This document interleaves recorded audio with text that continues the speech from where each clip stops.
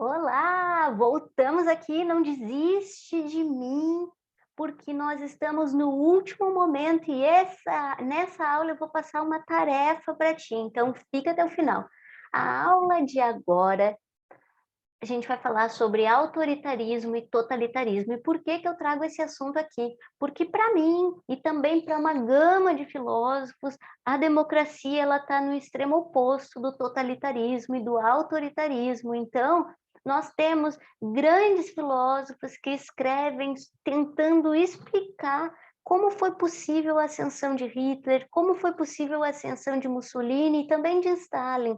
Nós temos Hannah Arendt escrevendo um livro gigantesco sobre as origens do totalitarismo, e ela escreve muito para dizer, olha, isso aconteceu e eu estou escrevendo esse texto para filosoficamente te mostrar quais foram as artimanhas para que Hitler chegasse ao poder e matasse milhões de judeus. A filosofia faz um grande esforço para que as ondas autoritaristas não voltem a acontecer. Então, é por isso que eu trago esse assunto aqui. E lembrando, mais uma vez, que eu não estou falando nada da minha cabeça, nem a minha opinião pessoal a respeito disso, mas eu trouxe para nós um mapa mental para a gente entender qual é a diferença entre totalitarismo e autoritarismo. Se tu quiser, pode pensar naquele funk. Qual é a diferença? Então, autoritarismo e totalitarismo são duas formas de governo em que um um político apenas governa ou um grupo de políticos está no poder e não tem um rosto. E essa é a principal diferença entre o totalitarismo e o autoritarismo. Vamos pensar que autoritarismo é a nossa ditadura aqui na América Latina. A ditadura no Brasil, a ditadura na Argentina, a ditadura no Chile, que durou muito tempo. E totalitarismo é esses nomes que a gente fala, Hitler, Mussolini, Stalin, entre outros. Na Coreia também nós temos um governo autoritário ou totalitário, já que está na mão de um líder apenas. E o autoritarismo, então, a gente vai ver, parece um pouquinho grande, mas esse mapa mental, novamente, vai estar disponível para ti. É importante perceber que, para o Platão, o governo autoritário ou totalitário, ele é um governo de uma ou um grupo de pessoas que governa para manter o próprio poder, ou seja, governa com interesse próprio. O autoritarismo, assim como o totalitarismo também, se apoia na dominação pela força, ou também pela propaganda. E aí a gente vai pensar nos infinitos filmes de Hitler que vão mostrar que a propaganda era muito importante, né? No Brasil nós tínhamos muita propaganda também na época da ditadura. O uso da força militar é também uma característica importante do autoritarismo e do totalitarismo também, e ela vem com uma roupagem de manter a ordem, manter a disciplina. Não tem também e essa é a grande diferença entre o autoritarismo e o totalitarismo. No autoritarismo não se tem um grande projeto de mudança social, não tem uma grande ideologia por trás disso. Bem pelo contrário, se tu for ver, o autoritarismo ele tem uma tendência a buscar a apatia social, o total descrédito na política e o total voltar-se para a sua vida privada, mas ainda assim na vida privada tu ainda tem a censura, porque tu não pode escrever qualquer poesia, tu não pode ir a qualquer rádio, tu não pode submeter uma contestação, tu não pode falar sobre outras formas de governo dentro de um governo autoritário, porque ele é baseado na censura, na tortura e também na destruição de tudo que é contra a manutenção do seu poder, ou seja, de tudo que é contra o seu governo. Os partidos políticos, em algumas ditaduras, em alguns modelos autoritários, eles permaneceram, mas sob forte repressão, de forma que era impossível fazer campanhas políticas, era impossível dominar alguma ferramenta que fosse possível mudar, inverter essa lógica autoritária. Ela, como eu falei, deseja uma apatia social, deseja um descrédito total com a política para que se mantenha o poder. E aqui, que é bem importante, no autoritarismo a gente não tem um grande nome.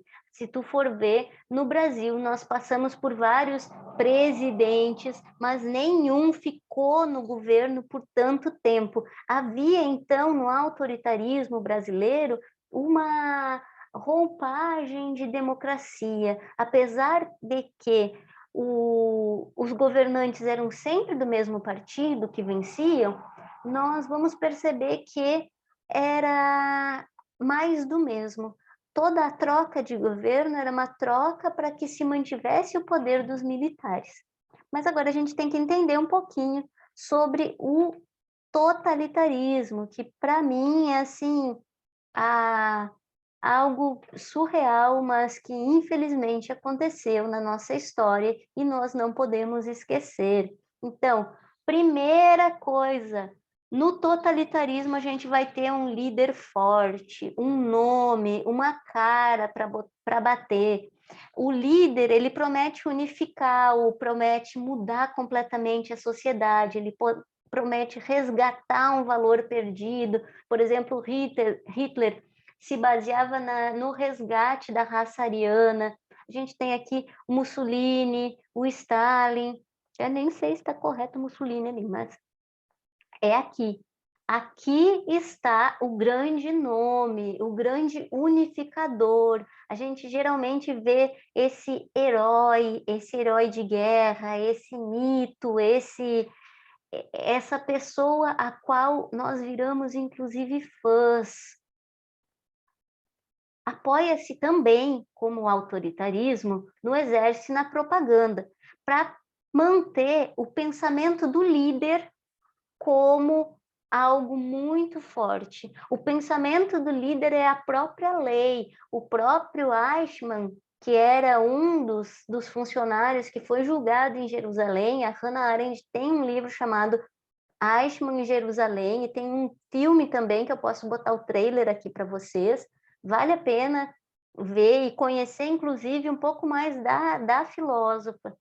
Ele dizia que o Eichmann, né, e no seu julgamento, ele disse que jamais cometeu um crime, porque ele sempre agiu conforme a lei, porque as palavras de Hitler eram a própria lei. Então, para ele, matar milhares e milhares de judeus não foi um crime, ele era responsável pela logística. O totalitarismo destrói totalmente os opositores, se firmando como partido único. Ele é militarizado na maioria das vezes, é expansionista, e a justificativa para essa expansão é salvar outras nações, trazer essas nações para esse estado de pureza, para esse estado de paz, para esse estado de mentalidade a qual o líder atua fortemente como um ditador. As leis e as instituições políticas, elas são o próprio líder. E a educação é controlada e militarizada para que essas novas mentes, esses novos corpos sejam totalmente dóceis a essa forma de governo, porque o objetivo aqui é controlar totalmente os direitos públicos e também os direitos privados. E agora vamos para a nossa tarefa. Vou deixar anotado aqui embaixo. O que eu quero de vocês? Eu quero que tu, nesse momento, dê um Google aí, procure um país que tu acha interessante e analisa se ele vive numa democracia, num totalitarismo ou num autoritarismo. Qual é a forma de governo desse país, e eu quero que tu anote isso, eu quero que tu coloque a bandeira do país, qual é o continente, qual é a língua, qual é o número de habitantes e também qual é a forma de governo. Eu quero que tu faça isso em até uma página. Se tu quiser, tu pode inclusive começar justificando o porquê que tu escolheu esse autor. Não parece muito difícil, não é mesmo? Eu espero que tu tenha tranquilidade para fazer essa tarefa e que me entregue ela no tempo previsto. Um beijo, obrigada por ter aguentado até aqui. Espero que tu tenha aprendido e me procura nas redes sociais, no WhatsApp, para tirar qualquer dúvida. Um beijo e até nossas próximas aulas.